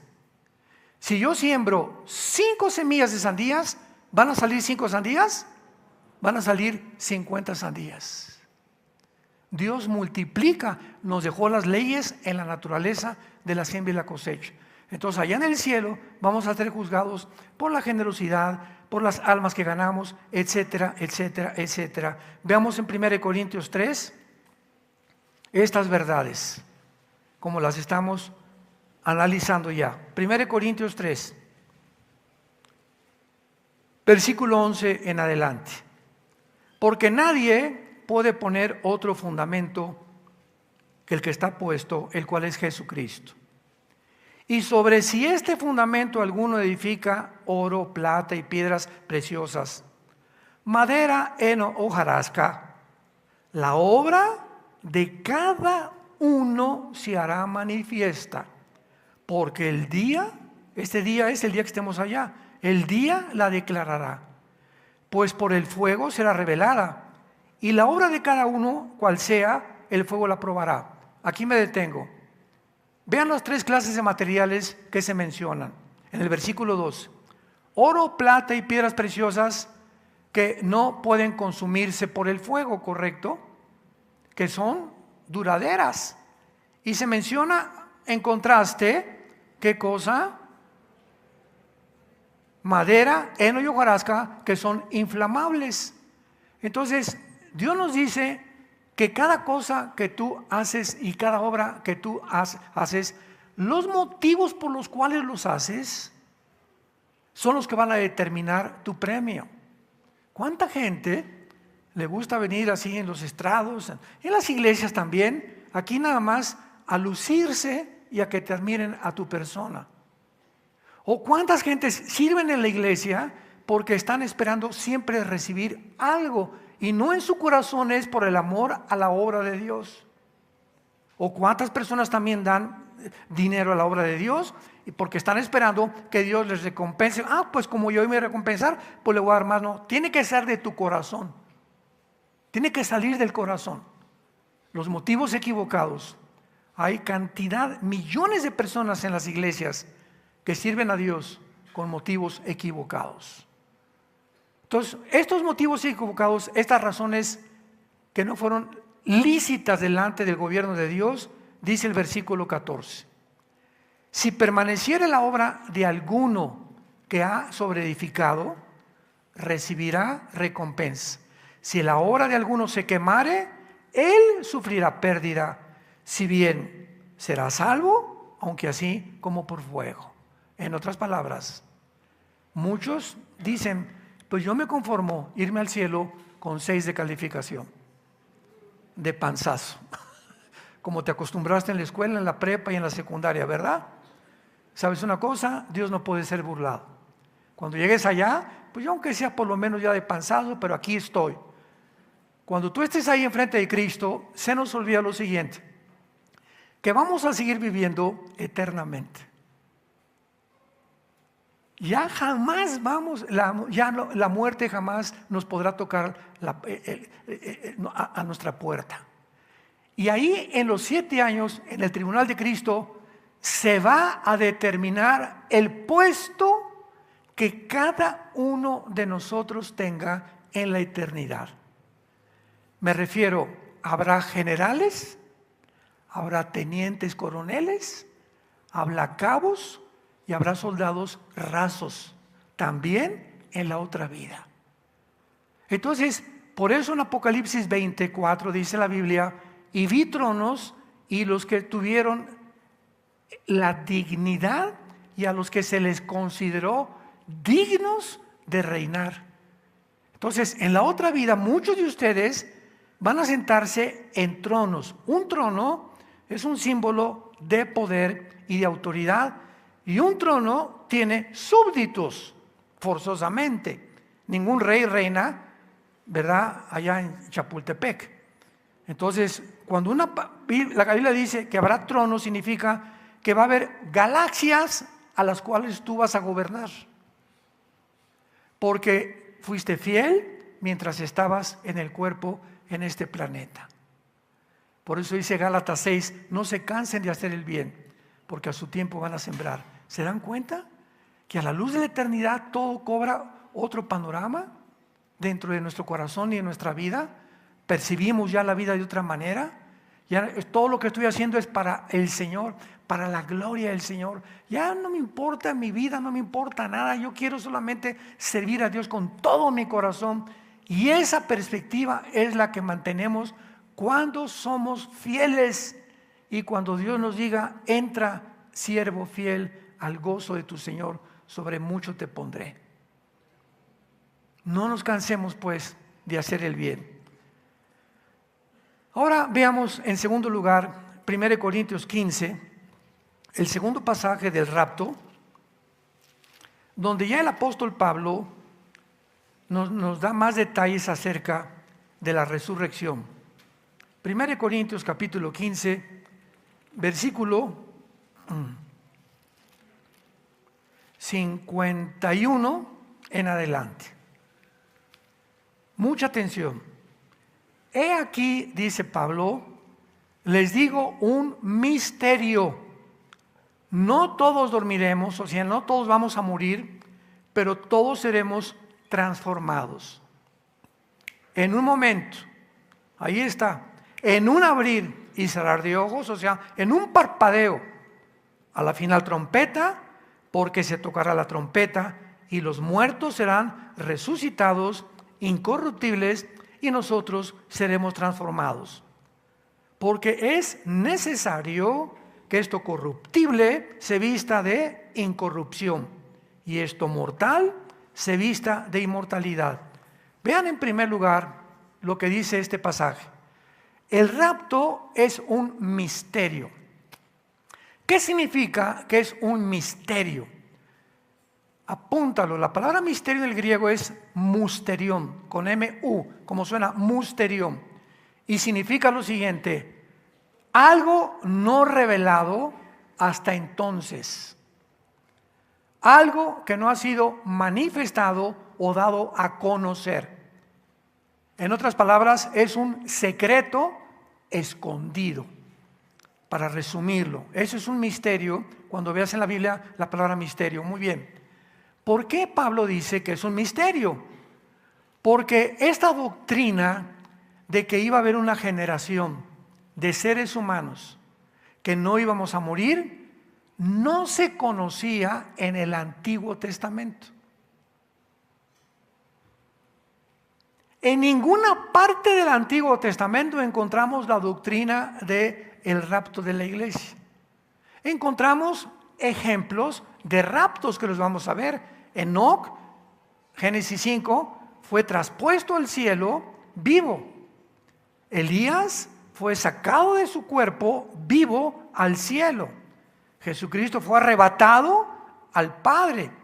Y así encontramos Felipe en Hechos capítulo 8, Hechos 8, después de estar con el eunuco de Etíope, fue arrebatado también al cielo. Encontramos ejemplos de que sí ha habido casos de raptos en el Antiguo Testamento, de gente que ha salido su cuerpo y se ha ido al cielo sin morir.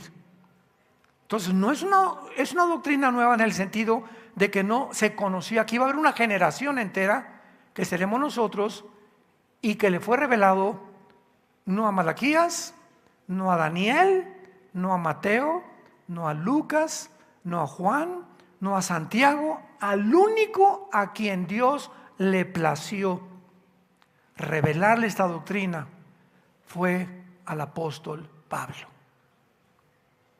Y él es el único que habla en el Nuevo Testamento de la doctrina del rapto.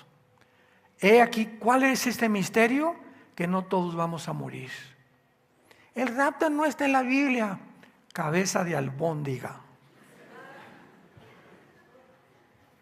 ¿Cuántas barbaridades escuchamos, verdad? Que fue una doctrina hace 200 años. Por el amor de Dios, si está en la Biblia, tiene 2000 años. Nada más que no la habían visto. Como hay miles de cosas que todavía ni comprendemos de la palabra de Dios. Pero esa es la razón para que abramos nuestros ojos, nuestros oídos, alertemos nuestros sentidos cognitivos, para darnos cuenta que hoy es un mundo de tantas mentiras, de tantas falsedades. Y no le creas todo lo que oigas en la televisión, ni en el radio, ni tu amigo, ni tu maestro, por el amor de Dios. Tenemos que discernir todo, pasarlo por el filtro de la palabra de Dios, porque es la única verdad que existe por todos los siglos de los siglos. ¿Cómo sucederá el rapto? Dice, no todos dormiremos, pero todos seremos transformados. De repente tu cuerpo será cambiado. Los viejitos no van a llegar van a morir viejitos y no van a encontrarse con Cristo viejitos. Hola, ¿cómo está, Señor Jesucristo? En ese instante, en ese periodo, en ese lapso de tiempo entre en lo que sucede, tu transformación y Cristo, que será de segundos, en ese segundo nuestros cuerpos serán transformados. Y todos seremos jóvenes para toda la eternidad. Hay unos que me preguntan, ¿me pareceré a Madonna? ¿Me pareceré a Rambo? ¿Sabes una cosa? Se van a quedar chiquitos estos artistas con el cuerpo que Dios nos va a dar. Ya no vas a tener que decir un pajarito, un pajarito, un pajarito, para que te vean tus músculos. Todos vamos a ser transformados en un momento, en un abrir y cerrar de ojos. Esta palabra en el griego, cerrar de ojos, es la palabra que se usó para los átomos. Imagínense nada más. O sea, será un parpadeo de ojos. A la final trompeta. Vamos a hablar después qué trompeta es esta, que no es la del Apocalipsis, porque es necesario, dice versículo 53, las palabras que antecedieron lo que estoy explicando. Es necesario que esto corruptible, es necesario que este cuerpo que está sujeto al deterioro se vista de incorrupción. No podemos entrar al cielo con un cuerpo mortal, corruptible, como el que tú y yo tenemos. Y esto mortal se vista de inmortalidad. Y cuando esto corruptible se haya vestido de incorrupción y esto mortal se haya vestido de inmortalidad, entonces se cumplirá la palabra que está escrita: sorbida es la muerte en victoria. Jamás seremos la generación que gustamos que es morir.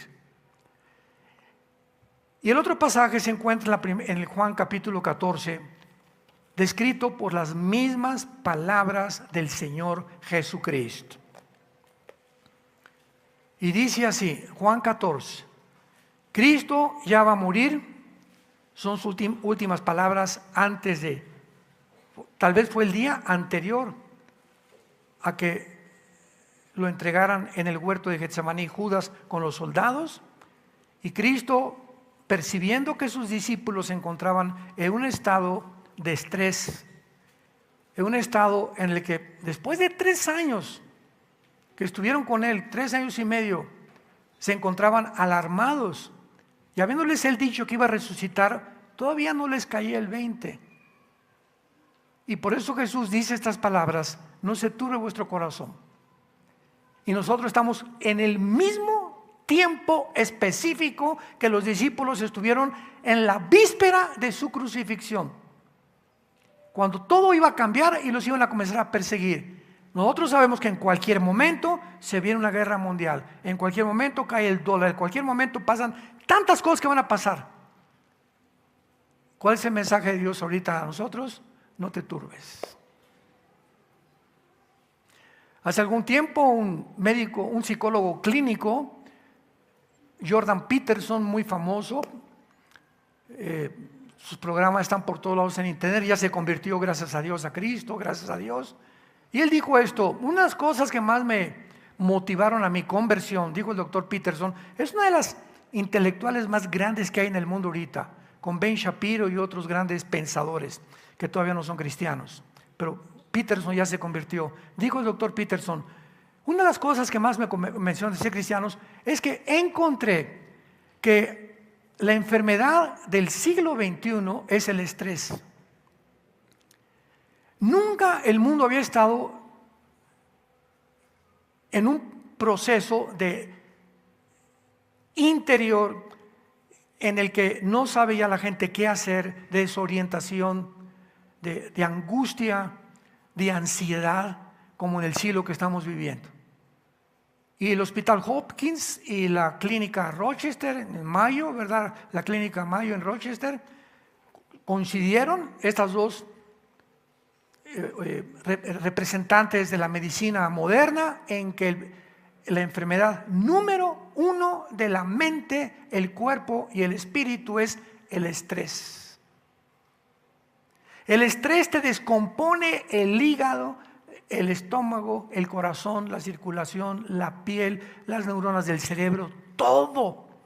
Y dice el doctor Peterson, y de repente que el mundo está buscando Prozac, Equanil, Valium, chochos, pastillas, píldoras para calmar, tranquilizantes, que caes a la drogadicción cuando comienzas a tomar tranquilizantes. Dice el doctor Peterson, vuelvo los ojos a la Biblia y hace 2000 años Jesucristo nos da la medicina. Mi paz les dejo, mi paz les doy. La paz es el estado perfecto del ser humano. Cuando tus pensamientos están tranquilos, cuando no eres perturbado por nada, cuando aquí adentro tu conciencia no te acusa de nada, cuando te puedes dormir como un angelito, cuando te despiertas, alabaré, alabaré, alabaré a mi Señor. Y tu esposo, ¿ya sí, qué le dio este cocodrilo? Ya se le metió. Pues no, mi amor, no se metió en ningún cocodrilo, ¿verdad? Estoy contento. Y cuando cada día, este es el día que Dios hizo, nos gozaremos en él, dice uno de los salmos. Cuando comienzas a vivir en esa paz, eres vencedor. Y cuando tenemos esa paz, es la única manera de leer la Biblia. Tú no puedes venir a la Biblia.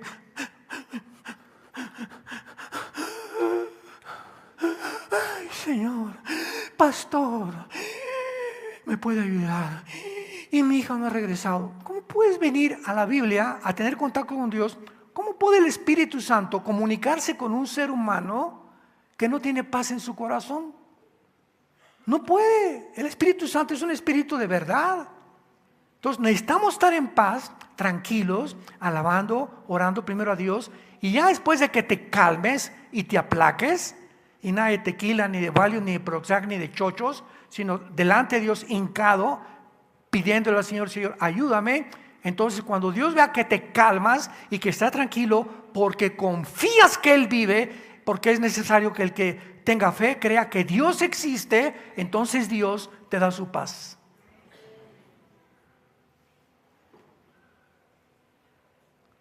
Y así lo dice Filipenses capítulo 4. Con toda oración y con toda súplica y con todo ruego, la paz de Dios, fíjate lo que dice hace 2000 años, guardará tus pensamientos y tu corazón en Cristo Jesús. Por nada estén afanados. No se turbe su corazón.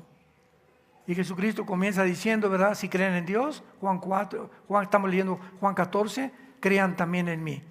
En la casa de mi Padre muchas moradas hay. Voy a preparar lugar para vosotros. Vean con atención el versículo 3. Y si me fuere y os prepararé el lugar, vendré otra vez y os tomaré. Ahí está el rapto. Vendré y los sacaré para que estén conmigo.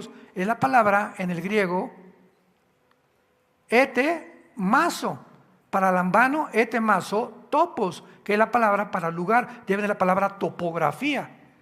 Entonces voy a tomarlos, a mí mismo vendré para que donde yo estoy, ustedes también estén. Vemos pues claramente que esta doctrina es maravillosa y es una doctrina que vamos a ir analizando profundamente de aquí en adelante. No sé dónde me toca predicar, en una semana, 2 semanas, siempre estoy viajando por todos lados, pero donde quiera que voy, sigo la misma sucesión de la serie que he iniciado esta tarde. Pueden ustedes buscar en internet, en YouTube, ¿verdad? Las conferencias, no te las pierdas. Necesitamos esta información. Necesitamos más que nunca a Jesús en nuestra vida. Señor, te damos gracias por tu palabra. Gracias, Señor, porque ha habido una fe de tus santos, de un amor a tu obra, generosidad a tu obra también. Desde el día que oímos la palabra verdadera del Evangelio, la cual llegó a nuestra vida y da fruto y sigue produciendo entre nosotros desde el día que aceptamos tu gracia de Dios en verdad. Yo te pido, Señor, en esta mañana un espíritu de revelación, de sabiduría, de inteligencia espiritual para tu pueblo de Toluca, para esta iglesia, Señor, local, para que ellos puedan tener la comprensión, el consuelo en sus corazones que debemos prepararnos. Ya no prepararnos para esta vida, prepararnos para la otra vida, viviendo en paz, poniendo en orden nuestras cosas, nuestra vida, nuestra casa, nuestra familia, que es lo más importante para tu vida, para que podamos ser recibidos irreprensibles en tu paz y en tu gracia que nos sostiene hasta el día de hoy. Te invito a que vengas en esta tarde a Jesucristo, si tú no le conoces. A ustedes que nos ven por la televisión, dile a Jesús con todo tu corazón en este momento: Señor mío y Dios mío, perdona mis pecados. Creo que en esa cruz pagaste con tu sangre por ellos. Creo que fuiste crucificado, enterrado y resucitado a los 3 días. Y que ahora, en cualquier momento, vendrás por mí. No porque merezca nada, sino por tu amor en la cruz y por haberte aceptado en este instante como mi Señor y mi Salvador. Gracias te doy por esta bendición eterna que me regalas y que podré morir en paz, sabiendo que soy tuyo, que soy tuya por todos los siglos. En el nombre de Jesús. Amén.